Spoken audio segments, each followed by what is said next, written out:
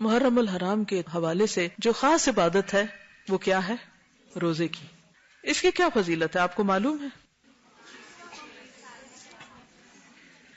عن ابی ہریرہ رضی اللہ عنہ قال قال رسول اللہ صلی اللہ علیہ وسلم افضل الصیام بعد رمضان شہر اللہ المحرم وافضل الصلاة بعد الفریضۃ صلاة اللیل.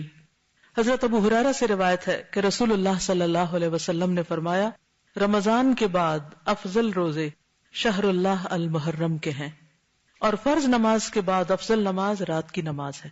یعنی جس طرح فرض نمازوں کے بعد سب سے افضل نماز تہجد کی نماز ہے، اسی طرح رمضان کے بعد افضل ترین روزہ محرم کا روزہ ہے. عن ابی ہریرہ قال جاء رجل الى النبي صلی اللہ علیہ وسلم فقال ای صیام افضل بعد شہر رمضان قال شہر اللہ الذی تدعونہ المحرم. ابو ہریرہ سے روایت ہے کہ ایک آدمی نے نبی صلی اللہ علیہ وسلم کی خدمت میں حاضر ہو کر کہا ماہ رمضان کے بعد کون سے روزے افضل ہیں؟ آپ نے فرمایا اللہ کے اس مہینے کے جسے تم لوگ محرم کہتے ہو.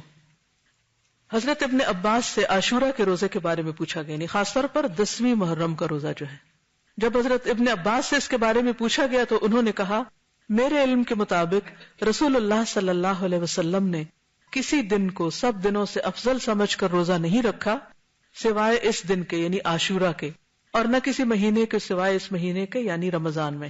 یعنی رمضان کے روزے بہرحال سب سے افضل ہیں، اس کے بعد ثواب کے اعتبار سے اس دن کا روزہ. ابن عباس کہتے ہیں کہ رسول اللہ صلی اللہ علیہ وسلم رمضان کے بعد کسی دن کی اور دنوں پر فضیلت کا انتظار نہیں فرماتے تھے سوائے عاشورہ کے دن کے. اور یہ بھی آپ کو معلوم ہے نا کہ رمضان کے روزے فرض ہونے سے پہلے محرم کے روزے ہوتے تھے. یہ بھی یاد رکھیے کہ یہود بھی محرم میں روزے رکھتے تھے، اور خصوصاً 10 محرم کا روزہ. اور اسی طرح دور جاہلیت میں قریش بھی محرم کو روزہ رکھا کرتے تھے. اور عاشورہ کا روزہ اتنا اہم ہے، یعنی 10ویں محرم کا، اور اس کا تعلق بھی واقع کربلا سے نہیں ہے، یہ اس سے پہلے کا روزہ ہے کہ بچوں کو بھی روزہ رکھواتے تھے.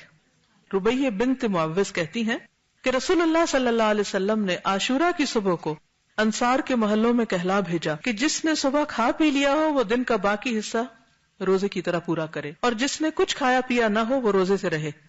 وہ کہتی ہیں کہ پھر بعد میں بھی اس دن روزہ رکھتے اور اپنے بچوں کو بھی رکھواتے.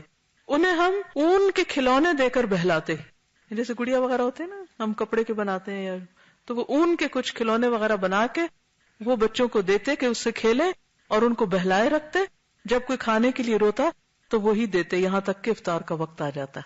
اب یہ رونے والے بچوں کا روزہ ہے. کون سی عمر کے بچے ہو سکتے ہیں؟ بہت چھوٹے بچے. تو اب آپ دیکھ لیجیے آپ کے گھر میں چھوٹے سے چھوٹا کون ہے اور وہ کیا کرے گا. ان کو کس سے بہلانا ہے؟ آپ نے کوئی کھلونے وغیرہ رکھے ہوئے کہ نہیں، یا بنا کے رکھے ہوئے نہیں. امام زہری رحمۃ اللہ علیہ حالت سفر میں بھی عاشورہ کا روزہ رکھتے.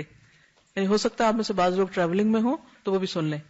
ان سے کہا گیا کہ آپ رمضان میں سفر کرتے ہیں تو روزہ نہیں رکھتے، تو انہوں نے کہا بے شک اللہ تعالیٰ رمضان کے بارے میں فرماتے ہیں کہ اس کی گنتی دوسرے دنوں کی گنتی سے پوری کر لو، جبکہ عاشورہ کے بارے میں ایسا نہیں فرمایا کہ یہ روزہ تم کسی اور دن رکھ سکتے ہو، اس لیے اس دن رکھتا ہوں. حضرت ابو قتادہ کہتے ہیں کہ رسول اللہ صلی اللہ علیہ وسلم نے فرمایا صیام یوم عاشوراء احتسب علی اللہ ان یکفر السنۃ التی قبلہ. صحیح مسلم. نبی صلی اللہ علیہ وسلم نے فرمایا میں سمجھتا ہوں کہ اللہ تعالیٰ عاشورہ کے دن کے روزے کے بدلے گزشتہ 1 سال کے گناہ معاف فرما دے گا. ابو قتادہ ہی سے روایت ہے کہ عاشورہ کے دن کے روزے کے بارے میں پوچھا گیا تو آپ نے فرمایا یہ پچھلے 1 سال کے گناہوں کا کفارہ ہے. حضرت عبداللہ بن عباس سے روایت ہے نبی صلی اللہ علیہ وسلم مدینہ تشریف لائے تو یہود کو یوم عاشورہ کا روزہ رکھتے دیکھا تو پوچھا تم اس دن کیوں روزہ رکھتے ہو؟ انہوں نے جواب دیا یہ عظمت والا دن ہے، اس دن اللہ تعالیٰ نے حضرت موسیٰ اور ان کی قوم کو نجات دی تھی اور فرعون اور اس کی قوم کو غرق کر دیا، تو حضرت موسیٰ نے بطور شکر اس دن کا روزہ رکھا، تو اس لیے ہم بھی یہ روزہ رکھتے ہیں.